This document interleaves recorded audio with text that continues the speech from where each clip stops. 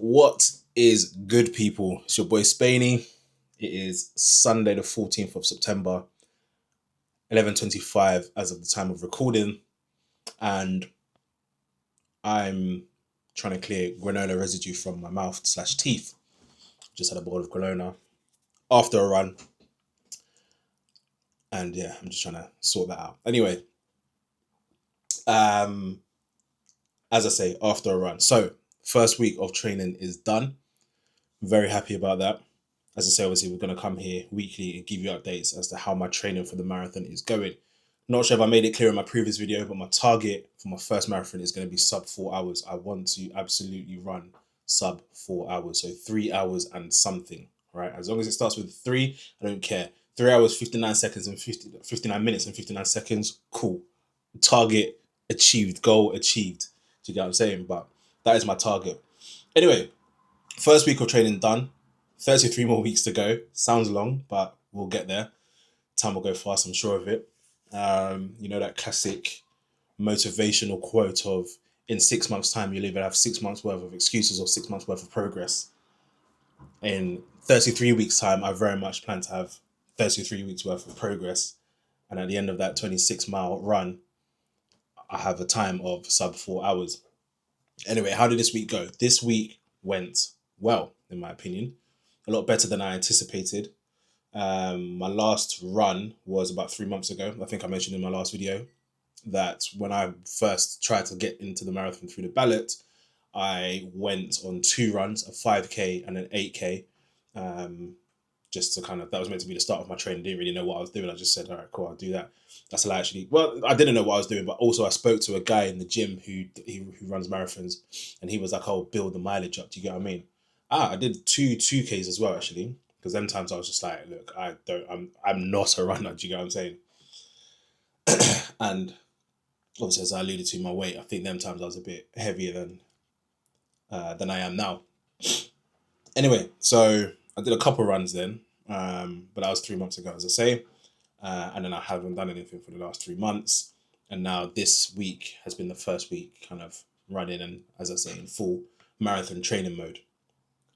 So, yeah, feel a lot better than I thought I would. I mean, I've just finished an 8K this morning. I'll come on to the runs that I have done this week, but I've just finished an 8K this morning and my legs feel all right. I will go do some recovery in the gym later, just get on the bike and just do recovery bike session for like half an hour, and then hit the cold plunge. Love the cold plunge. Let me know in the comments, by the way, what do you think about cold plunges? I love them. I genuinely look forward to them. It's my favorite part of the day. After I do a gym session, and that would be my favorite part of the day after I do. Well, I probably won't do it after every run, but yeah, very much looking forward to that. I've done an 8K this morning and I feel good. My legs don't feel heavy. I was worried that I was going to get symptoms of plantar fasciitis, because that's something I've been very prone to get, especially when I start running again. I remember lockdown, me and my cousins did like a challenge where we would just run a 5K a week, basically. Just run one 5K once a week, basically. Bro, that alone, I was getting plantar fasciitis. I remember there were times I couldn't run or I was running through pain. It was a challenge, by the way. It's not just like, oh, run it and whatever. It was a challenge, and I'm very competitive, so I had to get my runs done. So I was running through pain, and that was just running once a week. Again, granted, I was probably a bit heavier than I am now because it was lockdown, obviously. But still, like, it was mad. So I was kind of anticipating that was going to happen this week, basically, especially with 4 runs in the week. I thought, right, my legs aren't going to be able to cope. But I feel good. I do feel good. So just so you're aware, let me get my stats up. In terms of tracking the runs, I've been using 3 different apps at the moment because I'm testing them all out. Although one of them I could probably drop off because I know the app very well. I've used it in the past, the Night Run Club app, that is. The other 2 I've been using are Strava and Runner. Although the one that seems to be the primary at the moment is Strava, because I've just moved to a new area. I'm not really familiar with all that, the best routes to run, etc. And when I opened the app, Strava seemed to be the best in terms of giving me suggested routes, which was pretty cool and I liked. Although I didn't really like it as I was running. The map looked a bit weird. I couldn't really work out exactly where I was supposed to be going, etc. But I did like that. So I find I keep Strava up when I'm running, and then the other two they're just tracking in the background. Prior to this, any runs that I had done, so like the couple runs that I just mentioned before, I literally just used the Apple Fitness app, um, which is perfectly fine to be honest with you. I might even just revert back to using that and see if I can get the that app to talk to Strava, because at the moment it's cool. Strava talks to that app, so when you do log a workout or a run in Strava, it registers in your health app slash like fitness Apple Fitness app. But I wonder if I can just do it the other way around, just use the Apple Fitness app, because then at least that way I don't have to take my phone with me on runs, etc. Um, and yeah, and then it talks to Strava. The reason I still wanted to talk to Strava is because if you've seen my donation page, it automatically updates on there, so it will send to there, kind of like in post feed if you like, um, the activities that I've been doing and login basically. And so I would still like it to continue to do that. So yeah, I mean, we'll see how that goes. But anyway, back to the runs for this week. Da, da, da, da, da, da. So we started off the week with a. We started off the week on Tuesday with a 5K easy. So for those who are unfamiliar, because I mean I wasn't until literally last week. Easy is just like easy pace, talking pace. Basically, you should be able to maintain conversation throughout the run, which I actually tested because my boy called me halfway through the run, and I was like, you know what, let me answer because I'm supposed to be able to maintain a conversation. So this would be a good barometer for me to be able to make sure I'm doing that. So yeah, literally halfway through the run, I was literally on the phone to my boy. Do you know what I'm saying? So yeah, did a 5K easy. Time was 37 minutes and 7 seconds. So maintained a pace of 7 minutes and 22 kilometers. 7 minutes and 22 per kilometer. 7 minutes 22 seconds per kilometer. So that was Tuesday. I also went to the gym after that actually, which was cool. Then Thursday, I did a evening run. What time of the day was that on Tuesday? Tuesday was like an afternoon run, about 5:45 it says here. So I don't know if that's the time I started or the time I finished. Thursday, I did a 6K steady run. So that's slightly faster pace basically. Yeah, obviously maintaining a steady pace if you like. So that was 6K. Did that in 40 minutes, 12 seconds. So that's a pace of 6 minutes, 42 per kilometer. Um, yeah, felt decent after that run. I literally ran to the gym, and then did a session again straight after that, basically. So yeah, felt decent. And then this one is a little bit mad. Okay, so I can see. I know this is the time that I gave you. It's the time that I started the run. So basically, this morning, Sunday morning, at 1:47 a.m., I went for my 4K recovery run.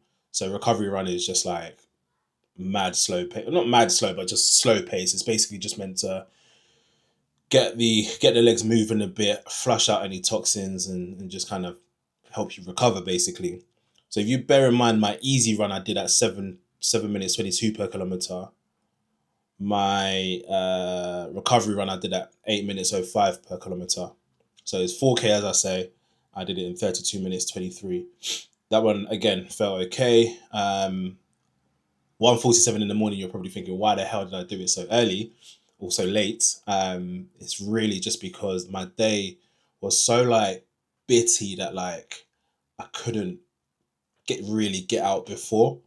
Um, and so yeah, I just had to do it. Like you see me, if you know me, you'll know that once I'm like locked into something, like I'm locked in. Do you get what I mean? So it's like I didn't care. Like I had to wait for the missus to get back from somewhere, and then basically when she got back and I clocked, I woke up and I went out for my run and I did my recovery run because I was sleeping. But yeah, as I say, if you know me, you know that once I'm locked into something, like I'm doing it. Do you get what I mean? So yeah, managed to get the run done. As I say, 4K recovery run. And then, yeah, came back, went to sleep, woke up, and then went for another run, which was my long run for the week. I say long run like that because it's 8K. Obviously, that is going to be progressively getting longer. So just so you're aware, the idea of the training program that ChatGPT made for me anyway, I still need to do a little bit more research into other things. Is basically you do like an easy 5K, you do the steady 6, you do the recovery run, and then you do a long run at the end of the week on a Sunday, and then that long run gets progressively longer as the weeks go on, right? uh, Up to a peak of I think 32 kilometers. I want to say.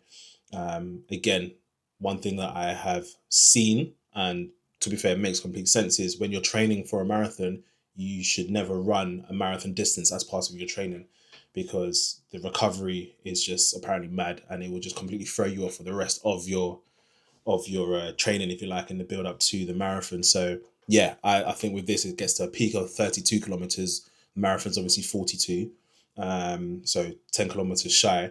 But I think obviously once you're at that point, really, once you're running them distances, I think you should be able to. You could be able to maintain.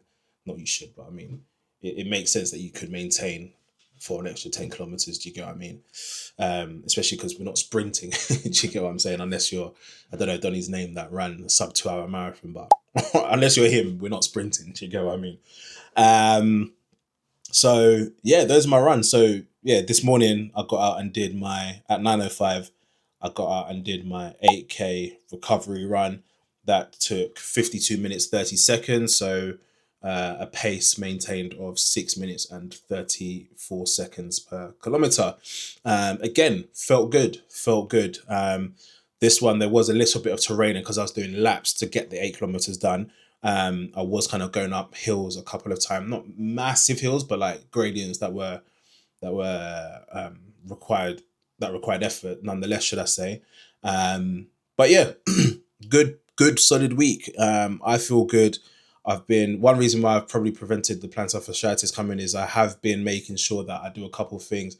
I foam roll before I go for my runs. I actually hate foam rolling with a passion. Um, I hate it. I think it's just so uncomfortable on the muscle that you're rolling, and in this case, it's been my calf mainly, and I guess the area where your Achilles is, if you like. I've been just underneath the calf. I've been making sure I do that as well because I noticed whenever I kind of rotate at the ankles, do the ankle rotations, if you like. I was noticing that like I'd feel like I can't explain it, but I would feel it up all the way up to my calf, if you like, and it would feel kind of tight. And I know my calf is an area that I don't really pay too much attention to. But I also recognize that as part of my research, I've been seeing that you want to make sure that your calves are good, etc., for your run. So, and that's one way to prevent plantar fasciitis. So I have been doing that, which is good. Also, the other reason why I don't like foam running is because I always like, my shoulders always just feel it bare, and it's just long.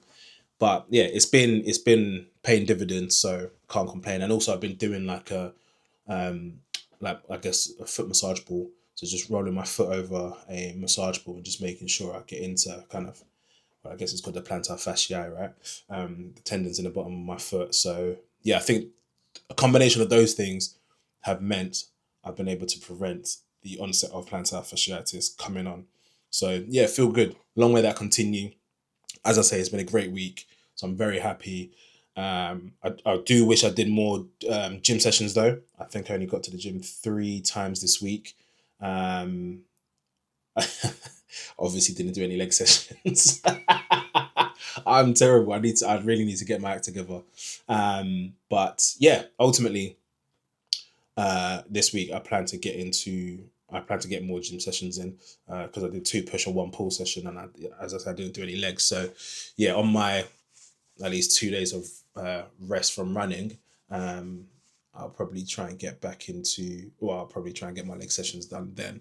Um, just very quickly as well, let me show you the shoes that I'm currently running with because one of my boys, Chris, good old Churchy, I was having a quick chat with him and he was asking questions about like how preparing and what I'm using, etc., etc., etc. And I sent him a picture of I put the screenshot on screen. It was the order. 'Cause I didn't know the name of the trainers. Basically, I ordered them so long ago. Turns out I ordered them 5 years ago. And let me just go get the trainers. I'll be back. Right. Let me put this on actually, so that you can actually hear me. Right. So these are the bad boys I'm currently running in. They are called the Nike Pegasus Turbo 2, although you've probably seen that already, given I should have put a screenshot on the screen by now. Yeah, caught these 5 years ago. Just because, yeah, just wanted a basic pair of running shoes that I could get the job done in. And these are what I've been using ever since for the kind of basic runs that I've gone on in the last 5 years, if you like. Now, this is the right shoe. The heel's broken there. So I am going to need to get, I don't even know how that happened. Actually, I do know how it happened, because when I take them off, I'd literally use the heel of my other shoe to kind of just slide it off, right? So I think that's how it happened anyway. So I am going to need to get a new pair of shoes, and maybe a couple pairs of shoes, actually, running shoes, because as I said in my last video, I'm hearing that when it comes to training for a marathon or running distances, you don't want to use the same shoes for all your runs. So for example, my 5Ks or my easy runs, for example, I wouldn't be running in the same shoes that I'd be using to run my long runs, for example, or even training shoes and actual kind of distance / my actual marathon day shoes. I don't know. I just know that, yeah, I need to get maybe 2 new pairs of trainers. But anyway, that's been this week. Thank you to everybody that has donated so far to the cause. As I say, raising money for the Sickle Cell Society. Check the previous video if you want to know kind of why I'm even running the marathon, etc. If you haven't seen that already.